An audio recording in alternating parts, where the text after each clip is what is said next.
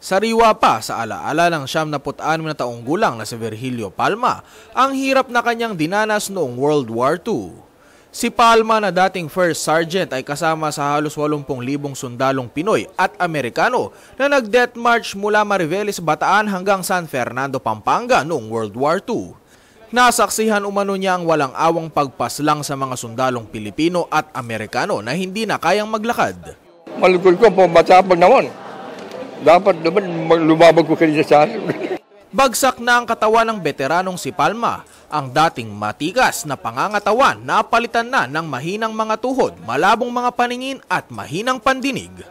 Pero ang hirap na dinanas upang maipagtanggol ang bansa, tila hindi umano masuklian ng pagmamahal ng pamahalaan. Ayon sa caregiver ni Lolo Virgilio na si Eduardo Magkaling, hindi na sapat ang 5,000 pisong pensyon kada buwan ng kanyang alaga. Sa gamot pa lang raw sa buto ni Lolo Virgilio, ubos na ito. Kaya naman pati sahod niya, apektado. Palagi pa anyang delay ang pensyon. Natanggap pa lang yung ano niya, October, chap-chap pa. Yung mga pinagdaanan niya mga buwan-buwan, hindi nila binigay misanan. Chinyap-chap nila. Yun lang naman ang inaasahan nila monthly. Dapat as long na nakapag-pass na siya, napa-update na siya, bibigay na by the next month noon. Pinapa, siyempre nagkakautang kami.